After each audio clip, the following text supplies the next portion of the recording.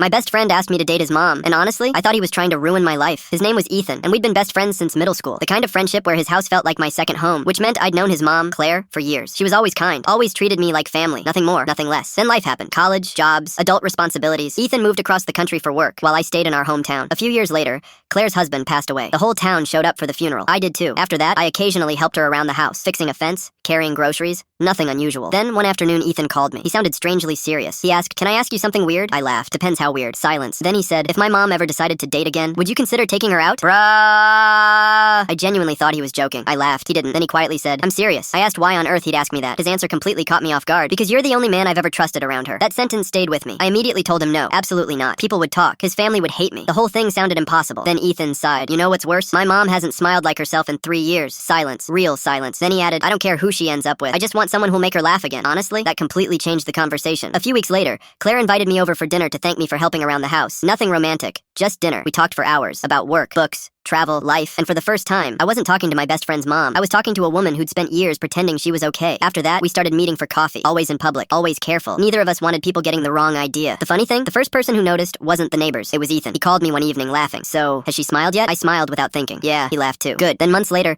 Claire admitted something that genuinely surprised me. She'd refused every date since her husband died. Not because she didn't want love again, because she felt guilty for even trying. Then she quietly said, "I forgot what it felt like to look forward to seeing someone." Brew. That line genuinely hit me, because suddenly this wasn't about replacing anyone. It was about allowing life to continue. A year later, I asked Ethan if we could meet. I was nervous, more nervous than I'd ever been. The second he sat down, I told him the truth. "I love your mom." He stared at me for a few seconds, then smiled. Not a forced smile, a real one, and quietly said, "I know." I blinked. "What?" He laughed. "Dude, I asked you to date her." Pause. "I was just hoping one day you'd love her." Brew. And honestly, I think the craziest part wasn't that my best friend trusted me with the most important person in his life. It was realizing sometimes the people who know you best also know exactly who you'll become.